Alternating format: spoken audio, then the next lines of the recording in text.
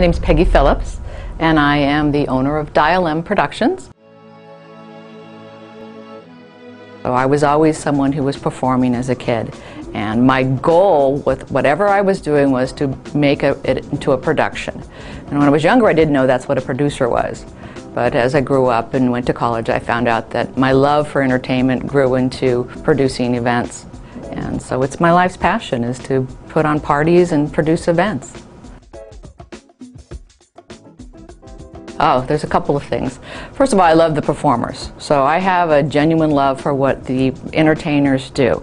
So I enjoy working with them, whether it's someone who's a band, or it could be an actor, it could also be a Cirque du Soleil type performer. I love the performers. And then there's the whole beauty of creating an event. It's a one-time thing. You're going to put, it's like making a beautiful dinner. You're going to put all these pieces together and you're going to have it one time. And it's just the excitement of, can you make this the most amazing, product you have? And then, of course, you have the client. The client is always the person who has a bit of a vision of what they want, although some are very detailed, but most of them have a vision of what they want. And it's a big occasion. The majority of our clients are corporate people, but it's a big plan. So when we bring them together, we want to make them as happy as they can, and it's great to see someone really pleased. They're relaxed, they know you're going to take care of everything. So I have 3 levels that I work with, which is talent, which is the product, and then of course the client. They're very different. Okay, when you're working with like say a corporate client, a lot of times you have somebody who's been given the job of plan this, and they really don't have a background in entertainment or event production. So they're coming to me and they're hoping they've chosen the right person, because really their job's at stake. Their boss is going to come and say, what did you do? Who did you find? And it's got to be great.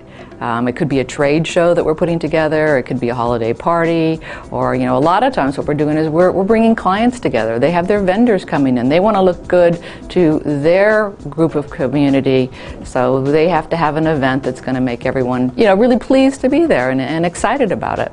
So they're hoping they come and find the right person, and that's my job. Well, every talent has a little different personality, and I guess I could have gone a little bit more with what the first question is. If you're working with a group of lawyers, or if you're working with somebody who's planning, a wedding reception, they all have different temperaments. They have different expectations. Well, that's the same way with talent. The energy and the needs of an actor will be different than those of a musician. They all come from different backgrounds. They all want to have different things taken care of. So when I step onto the pictures, I already know what they want. I know what an actor's going to need. I know how much time they're going to want to have before an event. I know what their temperaments are. And lookalikes are different than musicians. They're different than the Cirque performers. So it helps if I come in, I already know what I'm working with, which I do. Actually, when I go and I talk to students their career day, I tell them, first I'll say, how many of you here want to be actors? They raise their hands. How many of you want to be dancers? They raise their hands. And then I'll say, how many of you like to read? How many actors like to read? The hands go down. How many of you dancers like to do math? The hands go down. So, well, the one thing you're going to end up doing if you're successful in this business is the business aspect. So you have to have your math, you have to have your reading. If you're an actor, you're going to be reading, you're writing, and suddenly everything changes. It's not about just your talent. Talent is wonderful, but you have to have business behind it. So I encourage them to, yes, stay in school, get your business degrees, learn all your academics, because that's what you're going to end up doing, 90% of the time, and then you get to go to the show. Well, the majority of the talent that I have, they're very seasoned performers, so they're pretty well versed in what they do well. The difference is that it's not their show, and that's really important to me. It's an event that I'm creating for the client. So you can't have an actor who wants to do their show, it's my stage, it's my thing. When we're putting on parties, which is what we do, there's a goal behind why they're having this party. And it takes a different type of a performer to realize that, if they want the music turned down, the music's turned down. If they don't want to hear that type of a song, they're not going to get that type of a song. With actors, there's a lot of politically correct things we need to do nowadays. Yes, do them. This is their party. They get to do it the way they want it. We are there to entertain them. So that's pretty much all I have to do is shift sometimes where their focus is. The show needs to be cut short because the CEO ran long and was talking. It's cut short.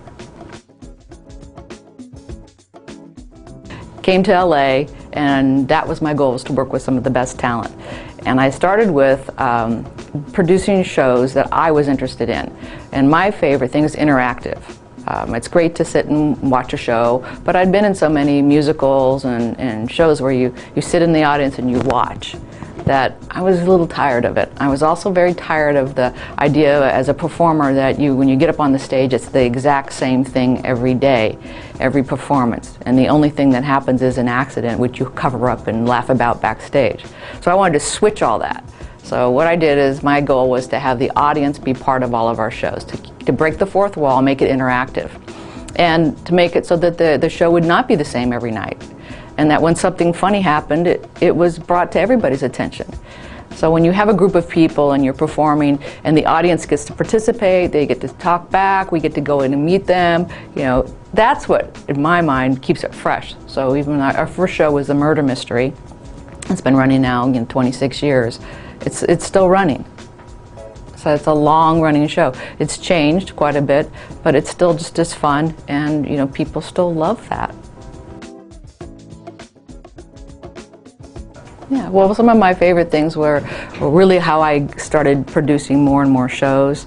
It was that people came to me for that, so that was exciting. Is that we started with Steve Wynn, and the Mirage was the first client of ours who said, "I want you to produce new shows for the Mirage." And so we did. We did an interactive wedding. We did all kinds of shows, and that spun through Vegas. So Vegas was a big part of our life in the 80s, early 90s. And I was putting on new events every time with their budget, which was delightful. Here's the money, write it, make it happen, So I really enjoyed that, and I enjoyed the time that we spent a lot in Vegas. So that was fun. Some of the highlights too have been the tours. I mean, we've taken this show and several of our shows all around the world. We tour for the military.